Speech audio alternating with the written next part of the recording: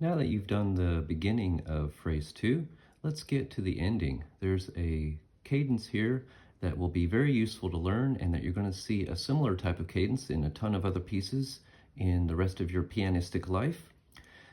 To review, here's the beginning of phrase 2.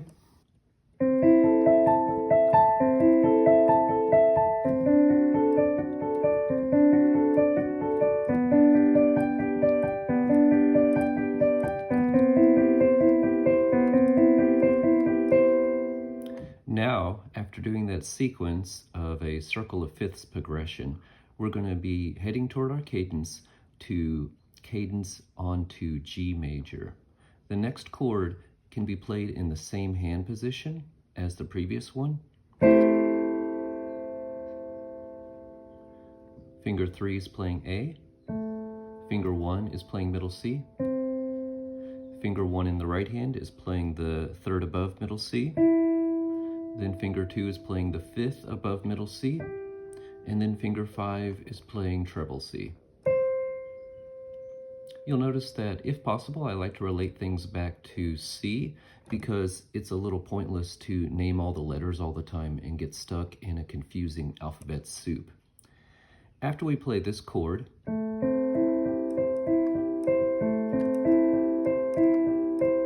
our left hand needs to reach down low.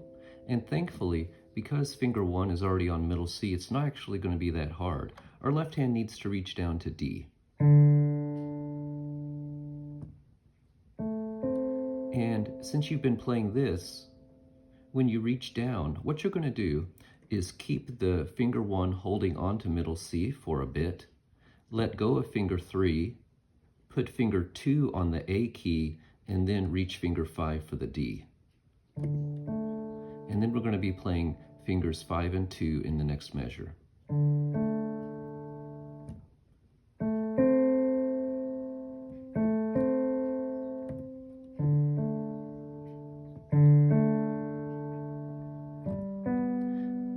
That D and A is going to resolve to a G major triad that I recommend playing with finger 3 on G and then finger 1 on the third of the triad.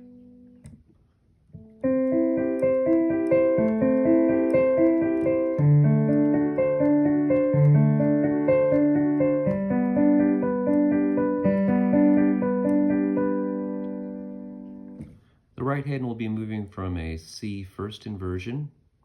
It's called a first inversion because instead of having C on the bottom, we have the third of the chord on the bottom. And then fingers 1 and 2 will slide down a little bit to play D and F sharp, while C is still on top. This is a D dominant 7th chord. D dominant 7th chords are always going to be wanting to go to G, and that's what happens here in this piece.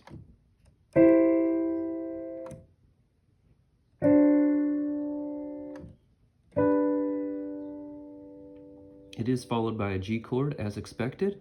Because you had finger 5 on treble C, finger 4 is close by to play the third of the G chord.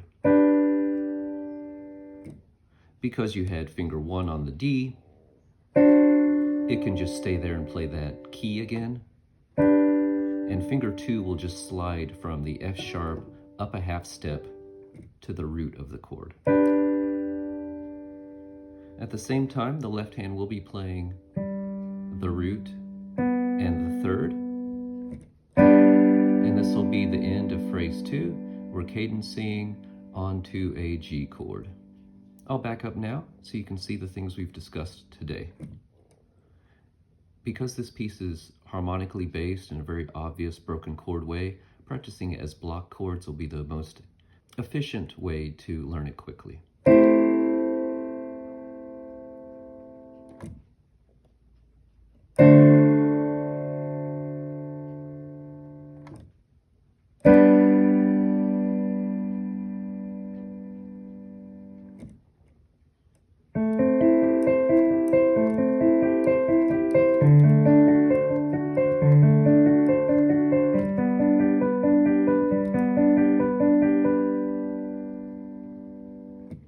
Here's the entire phrase.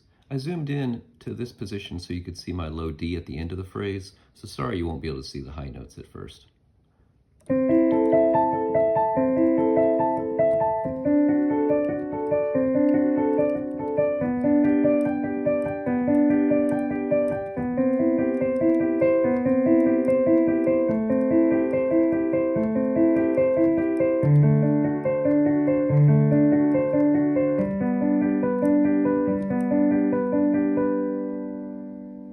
But of course, we don't learn things at tempo. We learn things slowly, and eventually we're able to play them quickly. I'll play the block chords slowly so you can follow along.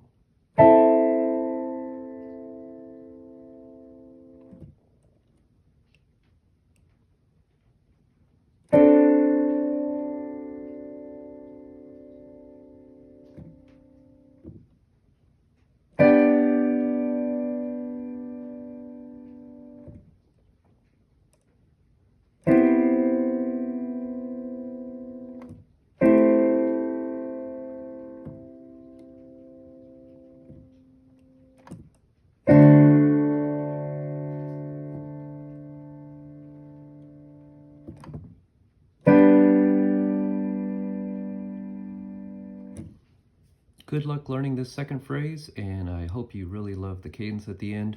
We're going to see a ton of 7 chords resolving 2 triads.